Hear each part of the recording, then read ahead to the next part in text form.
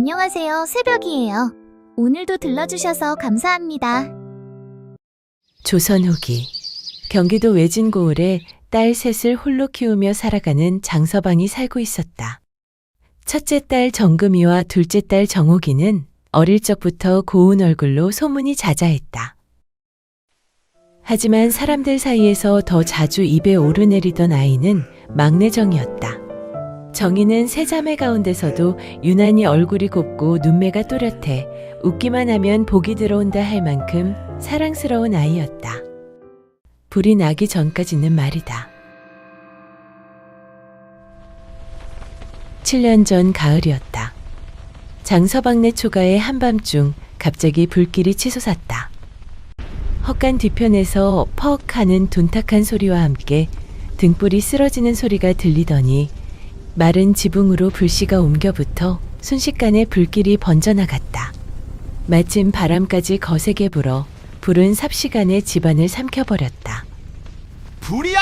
불이야! 고을 사람들이 놀라 뛰쳐나왔고 초가는 금세 붉은 불바다가 되었다.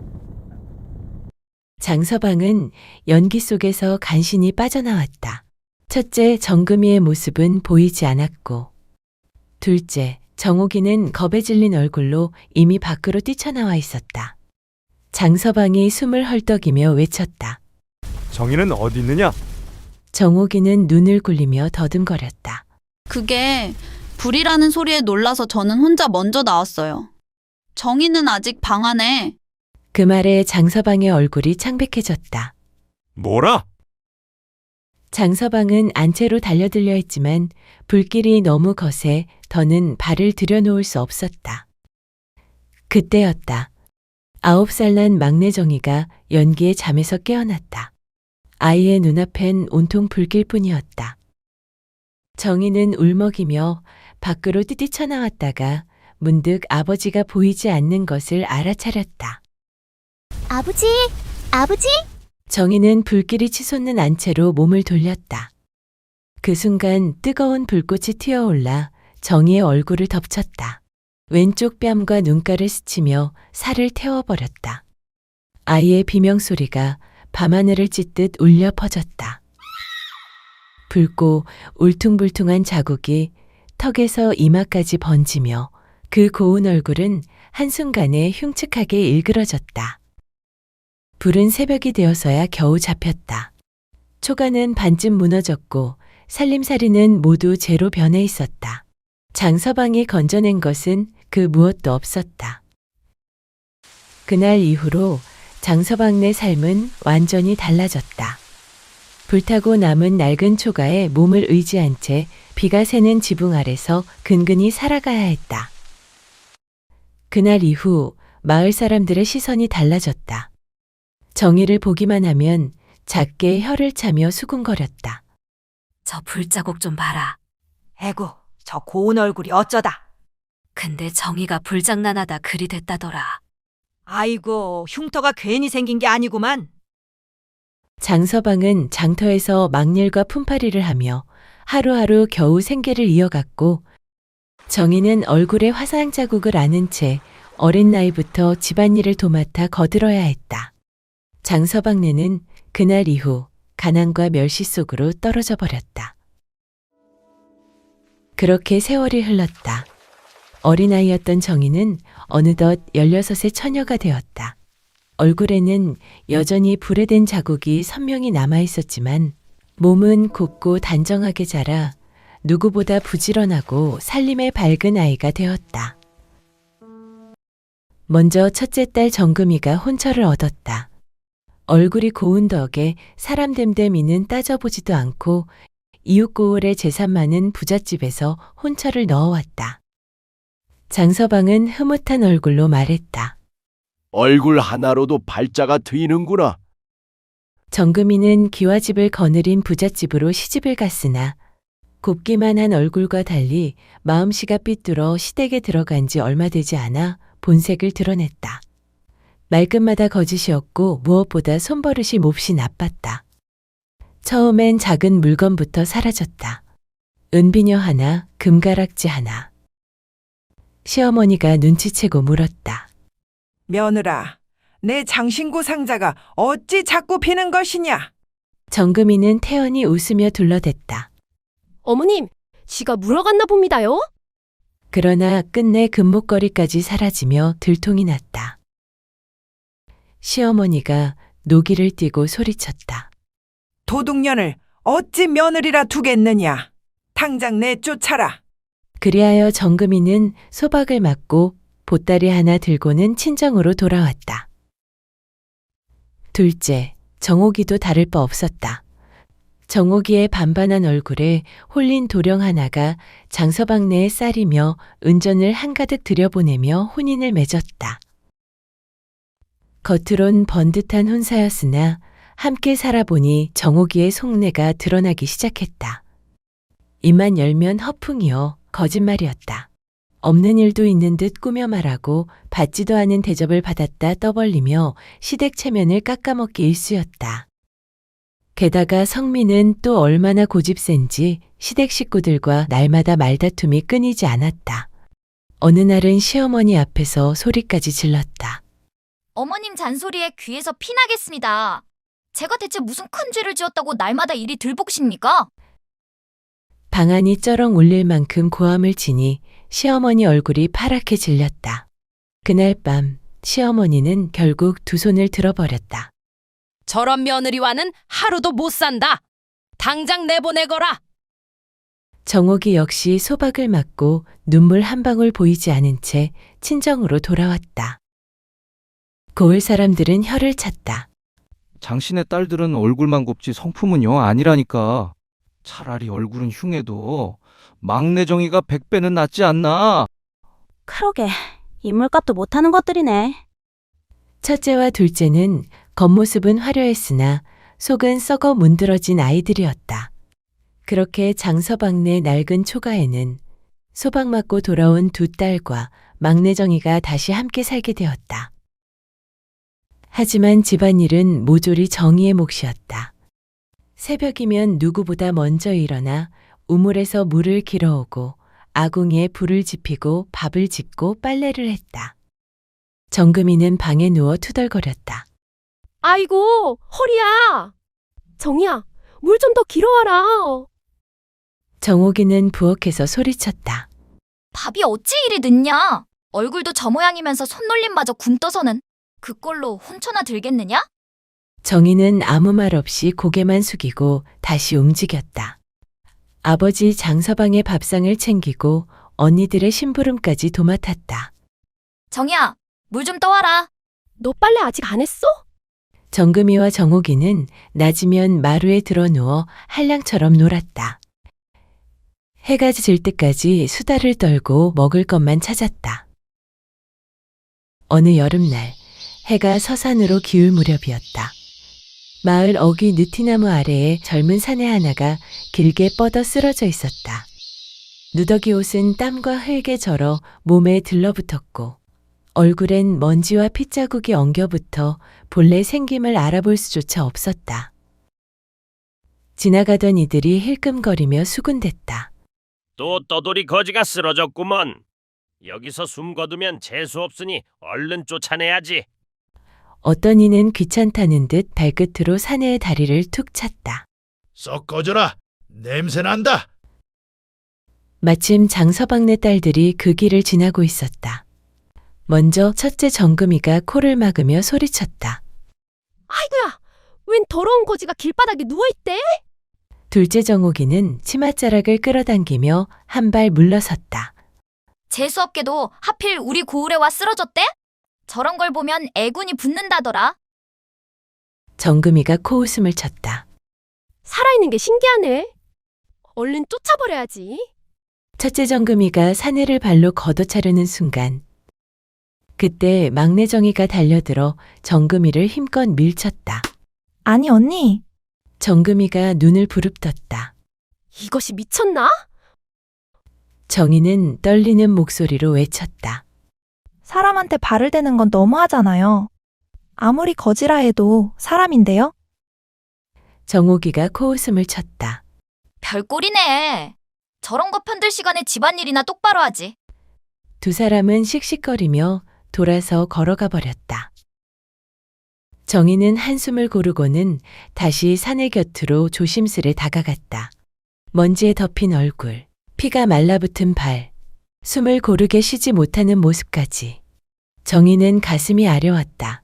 괜찮으세요? 사내는 희미하게 눈을 뜨려 했으나 힘이 빠져 다시 고개를 떨구었다.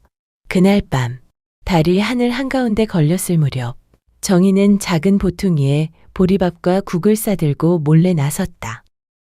느티나무 아래로 다가가자 사내는 여전히 쓰러진 채 숨을 몰아쉬고 있었다. 정희는 떨리는 목소리로 불렀다. 저기요, 괜찮으세요? 사내의 눈꺼풀이 천천히 들렸다. 탁한 눈빛 속에서도 어딘가 단정한 기색이 스쳤다. 정희가 보퉁이를 내밀었다. 많진 않지만 이거라도 드세요. 사내는 잠시 멍하니 바라보다 힘겹게 몸을 일으켜 두 손으로 받았다. 고맙소. 짧은 말이었지만 천한 거지의 말씨는 아니었다. 아니에요. 그냥 두고 볼 수가 없어서요. 사내는 정희가 내미는 밥을 힘들게 몇 숟갈 뜬 뒤 숨을 고르며 낮게 말했다. 덕분에 살겠소이다. 이 은혜는 잊지 않겠소. 정희는 말없이 고개를 끄덕였다. 일단 여기를 벗어나지요. 더 이상 여기 더 계시면 안 돼요. 날 밝으면 사람들이 또 몰려올 거예요. 사내가 힘없이 몸을 움직이려 하자 정희가 얼른 팔을 내밀었다. 힘드셔도 조금만 참으세요. 숨을 곳이 있어요. 정희는 사내를 부축해 천천히 마을 뒤 산자락으로 향했다. 사람 발길이 거의 닿지 않는 곳에 바위와 덩굴이 엉킨 작은 굴이 하나 있었다.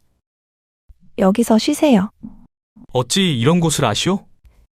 정희는 작은 목소리로 답했다.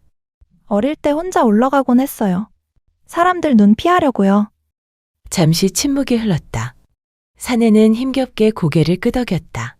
정희는 집보퉁이를 풀어 수건과 물, 약초를 꺼냈다. 약초를 씹어 상처 위에 올리고 피와 흙을 조심스레 씻어냈다. 사내는 말없이 그 손길을 바라보았다. 이런 정성은 처음이었다. 아프시면 말씀하세요. 참을만하오. 정희는 그의 이마를 닫고 굴 입구를 막아 바람을 막았다. 그럼 내일 또 올게요. 다음 날도, 그 다음 날도 정희는 음식을 들고 찾아왔다. 상처는 눈에 띄게 아물었다. 어느 날 사내가 미소 지었다. 그쪽 덕에 다시 살았소. 정희는 고개를 숙였다. 별것도 아닌데요, 뭘. 며칠이 흐른 어느 밤, 사내가 조용히 입을 열었다. 헌데 어찌 이런 사람을 무서워하지 않소? 내가 어떤 놈인 줄 알고 이리 돕는 것이오? 정희는 씁쓸하게 웃었다. 저도 사람들한테 늘 손가락질만 받거든요. 사내가 고개를 갸웃했다. 왜요? 정희는 얼굴을 살짝 돌렸다. 이 얼굴 때문에요. 잠시 침묵이 흘렀다. 사내가 나직이 말했다. 불에 댄 흔적이군요. 정희는 고개를 끄덕였다. 어릴 적 큰 불이 나서요. 사람들은 제가 불을 불렀다 해요. 허나 그 말이 틀린 것만도 아닐지 모르지요. 제 어머니도 절 낳으시다 숨을 거두셨거든요. 사내의 눈빛이 순간 바뀌었다. 그럴 리 없소. 정희가 놀라 바라봤다. 어째서요? 사내는 천천히 말했다. 불을 낸 자는 겁에 질려 달아나고 된 자는 사람을 구하려다 불에 휩싸이는 법이오. 정희의 눈이 커졌다. 그리곤 사내가 낮게 덧붙였다. 길가에 쓰러진 하찮은 떠돌이 하나도 그리 정성껏 살려내는 사람이오. 그런 사람이 어찌 불을 지르고 달아날 마음을 품겠소. 나는 그리 보지 않소. 당신 얼굴의 상처가 그 증거요. 정희의 가슴이 세차게 뛰었다. 아무도, 단 한 사람도 그렇게 말해준 적이 없었다. 그렇게 둘은 소소한 이야기를 나누었다. 사내는 세상 돌아가는 이야기를 해주었고, 정희는 집안살이와 언니들의 구박을 털어놓았다. 언니들은 제가 하는 건 당연한 줄 알아요. 아버지도 저만 보면 한숨 쉬시고요. 그래도 제가 안 하면 집이 굴러가지 않으니까요. 사내는 한참을 말없이 듣고 있다가 입꼬리를 살짝 올리며 말했다. 내가 가서 그 언니들 혼 좀 내줄까? 다시는 괴롭히지 못하게 말이오. 정희가 눈을 동그랗게 뜨며 물었다. 정말요? 사내가 웃으며 고개를 끄덕였다. 그럼요. 이 은혜 그쯤이야. 정희의 입가에도 웃음이 번졌다. 그러다 문득 고개를 들자 어느새 하늘이 붉게 물들어 있었다. 어머, 정희가 벌떡 일어났다. 벌써 해가 기울었네. 큰일이에요. 오늘 빨래도 안 했는데. 정희는 허둥지둥 달려가다 돌에 발이 걸렸다. 앗! 무릎이 까지며 피가 배어 나왔다. 사내가 놀라 정희를 붙잡았다. 괜찮소? 정희는 얼른 몸을 일으켰다. 얼른 내려가야 해요. 언니들 호통칠 테니까. 정희는 그대로 마을 쪽으로 달려 내려갔다. 집에 도착하자마자 마당은 이미 아수라장이었다. 첫째 정금이 팔짱을 끼고 서 있었고 둘째 정옥은 허리에 손을 얹은 채 눈을 부라리고 있었다. 야! 어디 싸돌아다니다 이제 와? 밥은? 빨래는? 밭에서 일을 마치고 돌아온 장서방도 얼굴을 찌푸렸다. 해질 때까지 집 비우는 계집이 어디 있느냐? 정희는 숨을 헐떡이며 고개를 숙였다. 죄송해요. 금방 할게요. 정옥이 성큼 다가와 정희의 팔을 거칠게 잡아 끌었다. 금방이 어딨어? 우리가 놀고 있는 동안 집이 엉망이잖아. 정금은 비웃듯 코웃음을 쳤다. 하긴 저 얼굴로 어디 갈 데나 있겠어? 아마 또 어디 구석에서 쓸모없는 짓이나 하고 왔겠지? 그때 장서방이 버럭 소리를 질렀다. 그럼 너희는 대체 집에서 뭘 했느냐? 허구한 날 드러누워 시간만 보내고 집안일은 죄다 막내한테 떠넘기고. 장서방이 고개를 떨군 채 중얼거렸다. 에휴, 내 팔자야. 인물 반발한 게 단 줄 알았지. 시집 보냈다 싶었더니 둘 다 소박이나 맞고 다시 돌아오고. 정금과 정옥이 잠자코 입을 다물었다. 정희는 아무 말도 하지 못한 채 부엌으로 뛰어들어갔다. 솥에 불을 지피고 묵묵히 저녁 준비를 했다. 무릎에 피가 흐르는데도 아픈 줄도 몰랐다. 해가 완전히 저문 뒤에야 겨우 저녁상이 차려졌다. 언니들은 밥을 먹으며 쉴 새 없이 떠들었다. 너 요즘 어딜 그렇게 쏘다니니? 허구한 날 집에 붙어 있질 않고. 정옥이 눈을 가늘게 뜨며 말했다. 설마 남정네라도 생긴 거 아니야? 정희는 놀라 손을 내저었다. 아, 아니에요. 정금이 정희를 쳐다보며 비웃었다.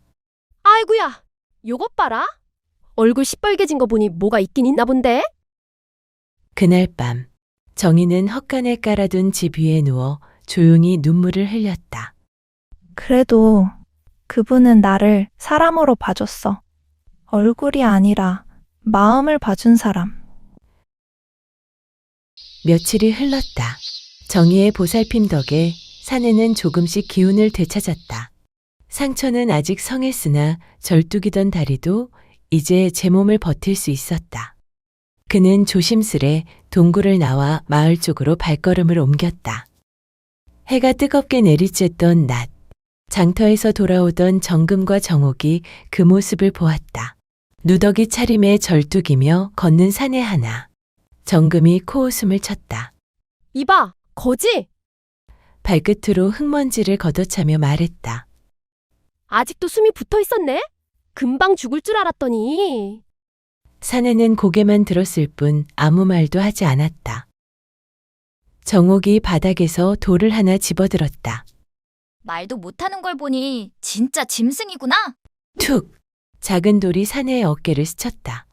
사내는 미동조차 하지 않았다. 그러자 정금의 입꼬리가 비틀렸다.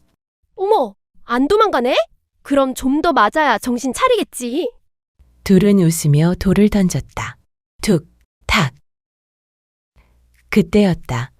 그만두세요. 멀리서 정희가 달려왔다. 정희는 사내 앞에 섰다. 몸으로 막듯 두 팔을 벌렸다. 왜 아무 죄 없는 분을 괴롭히세요? 정금이 비웃었다. 아니 얘 봐라. 이놈이 죄가 없다고? 거지로 태어난 게 죄지. 정옥도 거들었다. 네 처지나 알고 감싸라. 정희의 눈에 눈물이 맺혔다. 이분은 거지가 아니에요. 다치셔서 여기 계셨을 뿐이에요. 정금이 크게 웃었다. 들었어? 거지가 아니래. 근데 네가 그걸 어떻게 알아? 정옥이 정희를 노려보며 말했다. 그러게. 너 혹시 이 거지랑 어울려 다니는 게냐? 그 순간 사내의 손이 움직였다. 정희의 옷자락을 가볍게 잡아당기며 낮게 말했다. 괜한 화를 부르지 말거라. 정희는 고개를 저었다. 아니에요. 정금이 버럭 소리쳤다. 이 계집애가 어디서 거지 편을 들어? 하긴 둘이 붙어 다니더니 꼴이 딱 맞네. 정옥이 돌을 높이 들었다. 이번엔 얼굴에 맞게 해줄게. 그때였다. 사내의 눈빛이 변했다. 차갑고 깊고 칼날처럼 번뜩였다. 그는 정옥의 손목을 아주 가볍게 붙잡았다. 아! 정옥이 비명을 질렀고 쥐고 있던 돌이 힘없이 떨어졌다. 사내는 곧 손을 놓았다. 아무 일도 없었다는 듯.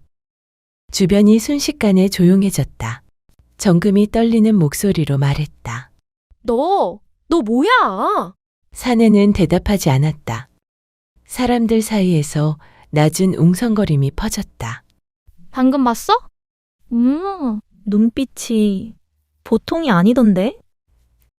정금과 정옥은 얼굴이 새하얗게 질린 채 서둘러 자리를 떴다. 그날로부터 며칠 뒤 주막구석. 첫째 정금은 주막아들 옆에 바짝 붙어 앉아 술잔을 기울이고 있었다. 주막아들이 슬쩍 고개를 숙이며 말했다. 근데 말이야, 관아에서 사람을 찾는다더라. 정금이 눈을 흘기며 물었다. 누군데? 한양서 내려온 소문인데 엄청난 대감댁 외아드님이시라나? 그는 잠시 말을 고르다 목소리를 더 낮췄다. 근데 이상한 게 말이지. 요 며칠 이 근처 얼씬거리던 거지꼴 사내랑 영판 닮았다더라. 정금의 손이 허공에서 멈췄다. 뭐? 정금의 눈이 번뜩였다. 어쩐지 그놈 말투가 예사롭지 않더라니. 그날 밤 정금은 집으로 돌아오자마자 둘째 정옥을 불러 세웠다. 정옥아, 그 거지 말이야. 그냥 거지가 아니래. 정옥이 눈을 크게 떴다. 그게 무슨 소리야? 한양 양반댁 아들이래. 관아에서 찾고 있다잖아. 정옥이 숨을 삼켰다. 그럼 왜 그런 꼴로 다닌대? 정금은 입꼬리를 비틀어 올렸다.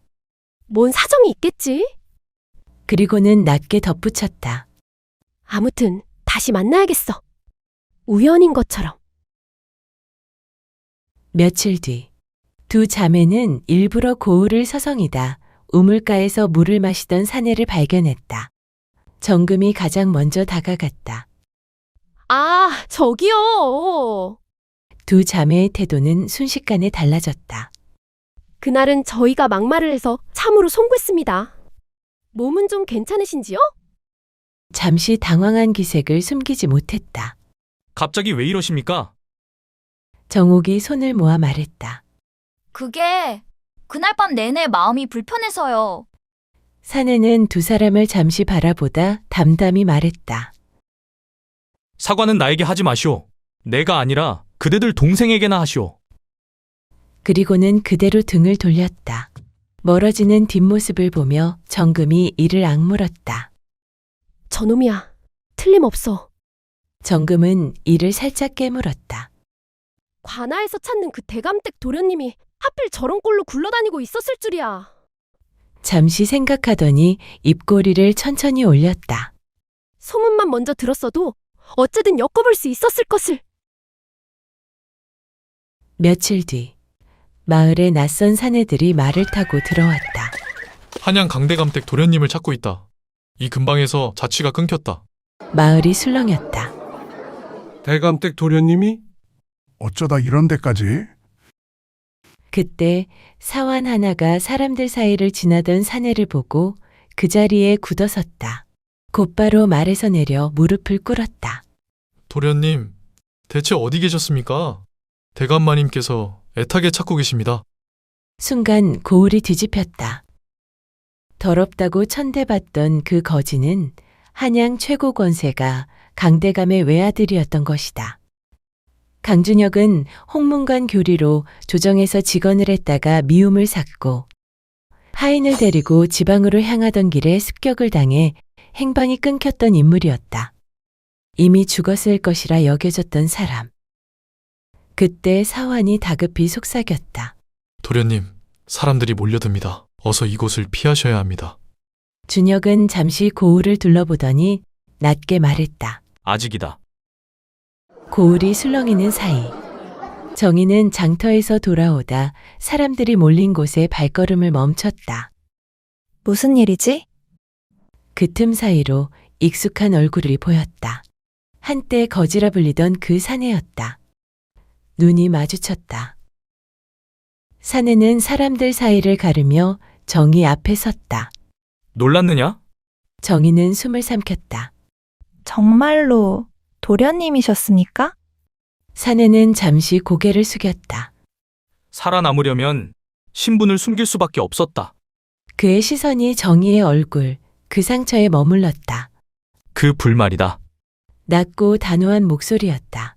네가 내 목숨을 살렸으니 그 불이 내 죄가 아니라는 것도 밝혀야겠지. 그 순간 군중 한켠에서 누군가 숨을 급히 들이켰다. 그리고 아무 말 없이 몸을 돌려 사람들 사이로 사라졌다. 그날 오후 집안은 이상하리만치 고요했다.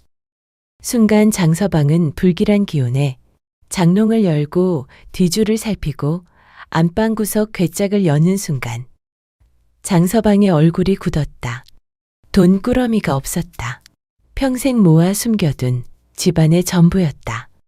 설마. 그때 정옥이 헐레벌떡 뛰어들어왔다. 아버지! 언니가요. 여기저기서 돈을 빌려선 주막집 아들이랑 달아났대요. 지금 장터에 소문이 다 퍼졌어요. 장서방은 말없이 집을 나섰다. 주막에 들러 술을 들이켰다. 밤이 깊어 비틀거리며 돌아온 그는 마루에 주저앉았다. 내가 어리석었지. 중얼임은 이내 흐느낌으로 바뀌었다. 사람은 고쳐 쓰는 게 아니라더니. 그때 정희가 조심스레 다가왔다. 꿀을 탄 따뜻한 물을 두 손으로 내밀었다. 아버지, 물 좀 드세요. 장서방은 그 얼굴을 한참 바라보다 힘없이 웃었다. 그래, 이 집엔 너 하나뿐이구나. 그리고 술기운에 눌러두었던 말이 마침내 흘러나왔다. 그 불말이다. 정희의 손이 멈췄다. 사실은 장서방은 고개를 떨군 채 말했다. 정금이가 주막집 놈이랑 헛간에서 어울리다 등불을 엎질러서 난 불이었다. 정희의 눈이 커졌다. 아버지, 그럼 저는... 내가 봤다. 불길이 번지는데도 그녀는 남정네 손잡고 먼저 달아나더구나. 장서방의 목소리가 낮아졌다. 소문나면 앞으로 혼사는 끝이라 생각했다. 그래서 어린 너에게 모든 걸 떠넘겼다. 얼굴이 망가졌죠도 집안 체면만 살리면 된다고 어리석었지. 정희는 말없이 고개를 떨궜다. 얼굴의 흉터보다 그 말이 더 깊이 배어들었다.